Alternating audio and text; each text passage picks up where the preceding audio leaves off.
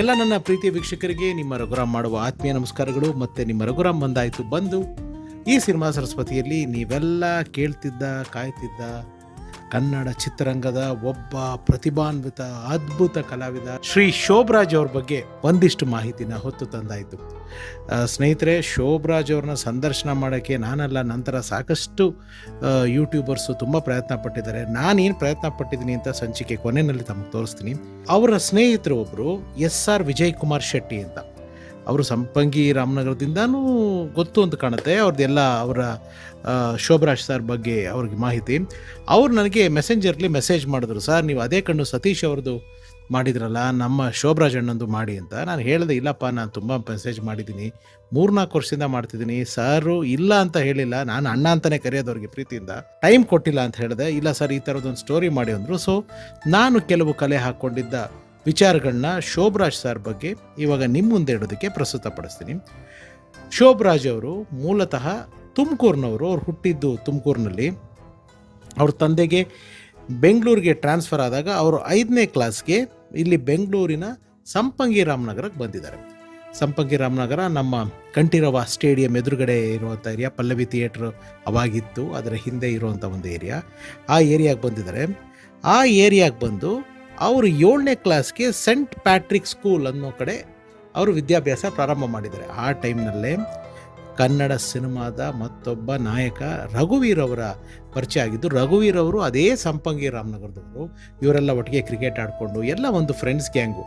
ನಮ್ಮ ಶೋಭಿ ಸರ್ಗೆ ಅಷ್ಟು ಎಜುಕೇಷನ್ ಅಕಾಡೆಮಿಕ್ಸ್ ಕಡೆ ಆಸಕ್ತಿ ಬರಲಿಲ್ಲ. ರಘುವೀರ್ ಅವ್ರ ಜೊತೆಗೆ ಇದ್ದರು, ರಘುವೀರ್ ಅವ್ರ ಜೊತೆಗೆ ಓಡಾಡ್ತಿದ್ರು. ರಘುವೀರ್ ಅವರು ಒಂದು ನಾಯಕ ನಟನಾಗೋ ಒಂದು ಸಂದರ್ಭ ಬಂತು. ಆ ಸಿನಿಮಾ ಅಜಯ್ ವಿಜಯ್ ಅಂತ. ಅದು ನಮ್ಮ ಮುರಳಿ ಸರ್, ಸಿದ್ಲಿಂಗಣ್ಣ ಅವ್ರ ಮಗ ಮುರಳಿ ಸಾರು, ರಘುವೀರ್ ಸರ್ ಅವರು, ರಘುವೀರ್ ಅವರ ಬ್ಯಾನರ್ನಲ್ಲೇ ಅವ್ರ ತಂದೆ ಸಿನಿಮಾ ನಿರ್ಮಾಣ ಮಾಡಿ ಆ ಪಿಕ್ಚರು ಸ್ಟಾರ್ಟ್ ಆಯಿತು. ಅದರ ನಿರ್ದೇಶಕರು ನಮ್ಮ AT ರಘು ಅವರು. ರಘುವೀರ್ ಅವರು, ನಾನು ಮುಂಚೆನೂ ತಿಳಿಸಿದ್ದೆ ಇದನ್ನು, ರಘುವೀರ್ ಅವರ ಮೂಲ ಹೆಸರು ರಘುವೀರ್ ಅಲ್ಲ. ಅವರ ನಿಜವಾದ ಹೆಸರು ದಿನೇಶ್ ಕುಮಾರ್ ಅಂತ. ಅಜಯ್ ವಿಜಯ್ ಸಿನಿಮಾದ ಸಂದರ್ಭದಲ್ಲಿ ರಘುವೀರ್ ಅವರು ಹೀರೋ ಮಾಡ್ತಾ ಇದ್ದಾರೆ, AT ರಘು ಅವ್ರ ಡೈರೆಕ್ಟ್ರು. ಸೊ ನನ್ನ ಹೆಸರು ನಿನ್ನ ಜೊತೆಗೆ ಯಾವಾಗಲೂ ವೀರದ ಲಾಂಛನ ಆಗಿರಲಿ ಅಂತ ಹೇಳಿ AT ರಘು ಅವ್ರ ಹೆಸರಿಂದ ರಘು ತೆಗೆದು ವೀರನಾಗಿ ಇರೋ ನೀ ಚಿತ್ರರಂಗದಲ್ಲಿ ಯಾವಾಗಲೂ ಅಂತ ಹೇಳಿ ವೀರ್ ಅಂತ ಇಟ್ಟಿದ್ದು. ಸೊ ಇದನ್ನು ನಾಮಕರಣ ಮಾಡಿದ್ದು ನಮ್ಮ AT ರಘು ಸರ್. ಆ ಸಿನಿಮಾದಲ್ಲಿ ನಮ್ಮ ರಘುವೀರ್ ಸರ್ ಜೊತೆಗೆ ನಮ್ಮ ಶೋಭರಾಜ್ ಸರು ಓಡಾಡ್ಕೊಂಡಿದ್ದಾರೆ. ಆಗ ಅವ್ರ ಹೆಸರು ಶೋಭರಾಜ್ ಅಲ್ಲ. ಶೋಭರಾಜ್ ಸರ್ ಅವರ ಮೂಲ ಹೆಸರು ಸುರೇಂದ್ರ ಪೌಲ್ ಅಂತ. ಎಲ್ಲರೂ ಸೂರಿ ಸೂರಿ ಸೂರಿ ಅಂತ ಕರೀತಾ ಇದ್ರು. ಈ ಸುರೇಂದ್ರ ಪೌಲ್ ಶೋಭರಾಜ್ ಆಗಿದ್ದ ಕತೆ ಮುಂದಕ್ಕೆ ಹೇಳ್ತೀನಿ. ಬಟ್ ಆವಾಗ ಈ ನಮ್ಮ ಸುರೇಂದ್ರ ಪೌಲ್ ಉರ್ಫ್ ಶೋಭರಾಜ್ ಅವರು ರಘುವೀರ್ ಅವ್ರ ಜೊತೆಗೆ ಶೂಟಿಂಗಲ್ಲೆಲ್ಲ ಓಡಾಡ್ತಾ ಇದ್ರು. ಅವ್ರು ಓಡಾಡೋದು, ಅವರ ಆ್ಯಕ್ಟಿವ್ನೆಸ್ನ ನೋಡಿ AT ರಘು ಅವರು, ನಾನೊಂದು ಪಿಕ್ಚರ್ ಮಾಡ್ತೀನಿ ಕಣ, ನಾನೊಂದು ಕ್ಯಾರೆಕ್ಟರ್ ಮಾಡಿಸ್ತೀನಿ ಅಂತ ಹೇಳಿ ಅಫಿಷಿಯಲಿ ಮೊಟ್ಟ ಮೊದಲನೇದಾಗಿ ಶೋಭರಾಜ್ ಅವರು ಮುಖಕ್ಕೆ ಬಣ್ಣ ಹಚ್ಚಿ ಬೆಳ್ಳಿ ಪರದೆಗೆ ಬಂದಂಥ ಸಿನಿಮಾ ಅಥವಾ ಪರಿಚಯ ಮಾಡಿಸಿದಂಥ ಸಿನಿಮಾ ಟೈಗರ್ ಪ್ರಭಾಕರ್ ಸರ್ ಹಾಗೂ ನಮ್ಮ ದೇವರಾಜ್ ಸರ್ ಅಭಿನಯದ ಜೈಲರ್ ಜಗನ್ನಾಥ್ ಚಿತ್ರ. ಬ್ರಾಡ್ವೇ ಹೋಟ್ಲಲ್ಲಿ ಒಂದು ದಿವಸ ಕಲಿಸಿ ಶೋಭರಾಜ್ ಅವ್ರನ್ನ ಕರೆಸಿ, ಆವಾಗ ಬ್ರಾಡ್ವೇ ಹೋಟ್ಲ್ ಅಂತ ಇತ್ತು ಕಲ್ಪನಾ ಥಿಯೇಟ್ರ್ ಪಕ್ಕ, ಅಲ್ಲಿ ಶೋಭರಾಜ್ ಸರ್ಗೆ ಒಂದು ಗ್ಯಾಂಗ್ಗಳಲ್ಲಿ ಇರುವಂಥ ಒಂದು ಪಾತ್ರನ ಕೊಟ್ಟರು. ಆ ಸಿನಿಮಾ ಒಂದು 10-12 ದಿವಸ ಶೂಟಿಂಗ್ ಆಯಿತು. Due to some reason cinema ನಿಂತೋಯ್ತು, ಮುಂದುವರಿಲಿಲ್ಲ.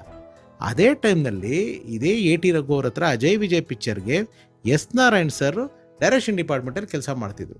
ಚೈತ್ರದ Premanjali take off ಆಗುತ್ತೆ. ಚೈತ್ರದ ಪ್ರೇಮಾಂಜಲಿ ಟೇಕ್ ಆಫ್ ಆದಾಗ ಅಲ್ಲಿ ರಘುವೀರ್ ಅವ್ರದ್ದು ಅಂದರೆ ಆ್ಯಕ್ಟ್ ಮಾಡ್ತಿರ್ಬೇಕಾದ್ರೆ ಫ್ರೆಂಡ್ ಅಲ್ವಾ, ಏರಿಯಾ ಫ್ರೆಂಡು, ಹಳೆ ಫ್ರೆಂಡು, ಸ್ವಲ್ಪ ದುಡ್ಡು ಕಾಸು ಅವ್ರಿಗೆ ಪೇಮೆಂಟ್ ಮಾಡೋ ಇವ್ರಿಗೆ ಪೇಮೆಂಟ್ ಮಾಡೋ ಅಂತ ನಮ್ಮ ಸೂರಿ ಉರ್ಫ್ ಶೋಭರಾಜ್ ಅವ್ರ ಕೈನಲ್ಲಿ ಕೊಟ್ಟಿದ್ದಾರೆ.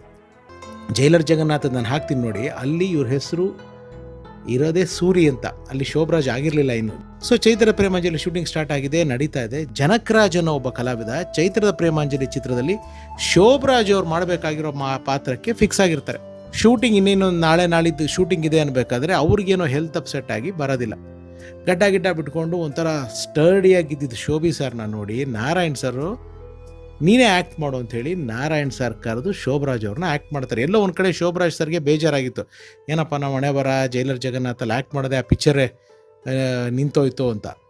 ಈ ಪಿಕ್ಚರ್ನ ಈ ಪಾತ್ರ ಶೋಭರಾಜ್ ಅವರು ಕನ್ನಡ ಚಿತ್ರ ಪ್ರೇಮಿಗಳ ಮನೆ ಮಾತಾಗ್ತಾರೆ.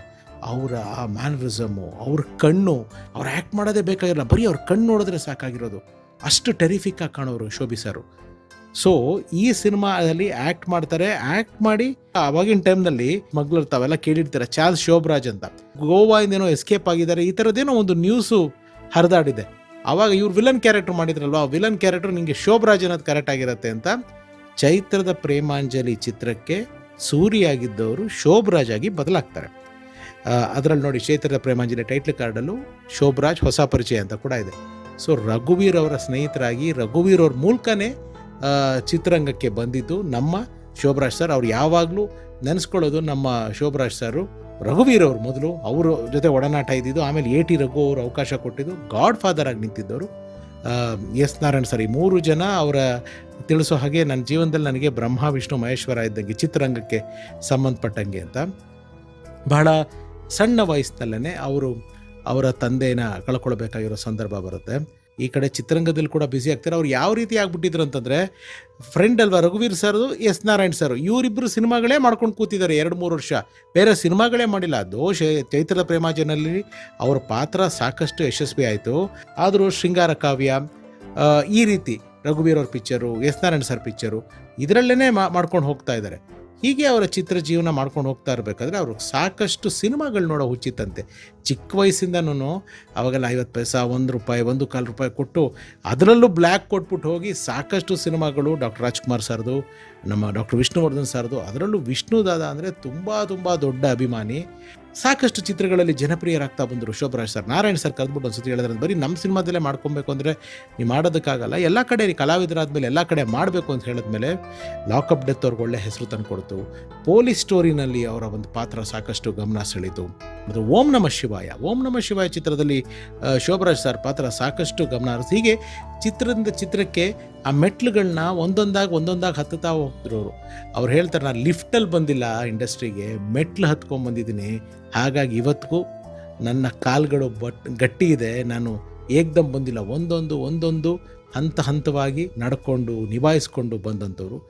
ಇಂಥ ಶೋಭರಾಜ್ ಸರ್ಗೆ ಕನ್ನಡ ಚಿತ್ರರಂಗದ ಸೂರ್ಯಚಂದ್ರ ಡಾಕ್ಟರ್ ರಾಜ್ಕುಮಾರ್ ಹಾಗೂ ಡಾಕ್ಟರ್ ವಿಷ್ಣುವರ್ಧನ್ ಅವ್ರ ಜೊತೆ ಆ್ಯಕ್ಟ್ ಮಾಡೋ ಅವಕಾಶ ಸಿಗುತ್ತೆ. ಅದರಲ್ಲೂ ವಿಷ್ಣು ಸರ್ ಜೊತೆ ಆ್ಯಕ್ಟ್ ಮಾಡಬೇಕಾದ್ರೆ ಅವ್ರಿಗಾದ ಅನುಭವ ಏನೋ, ಅಭಿಮಾನಿಯಾಗಿ ಅವ್ರ ಮುಂದೆ ಕ್ಯಾಮ್ರಾ ಎದುರುಗಡೆ ರೋಲ್ ಆದಾಗ ನಿಂತಾಗ ಶೋಭರಾಜ್ ಸರ್ ಏನು ಮಾಡಿದ್ರು, ಶೋಭರಾಜ್ ಅವರ ಮಡದಿ ಯಾರು, ಅವ್ರ ಫ್ಯಾಮ್ಲಿ ಏನು, ಈ ಎಲ್ಲವೂ ನಾಳಿನ ಸಂಚಿಕೆಯಲ್ಲಿ ನಿಮ್ಮ ಮುಂದೆ ವಿಸ್ತಾರವಾಗಿ ಹೇಳ್ತೀನಿ. ಇದು ಸಿನಿಮಾ ಸರಸ್ವತಿ ಬೆಳ್ಳಿ ಪರದೆಯ ಸತ್ಯ ಕಥೆಗಳ ಪ್ರಸ್ತುತಿ. ನಾನು ನಿಮ್ಮ ರಘುರಾಮ್. ಸರ್ವೇ ಜನ ಸುಖಿನೋ ಭವಂತು. Love you all. ನಮಸ್ಕಾರ.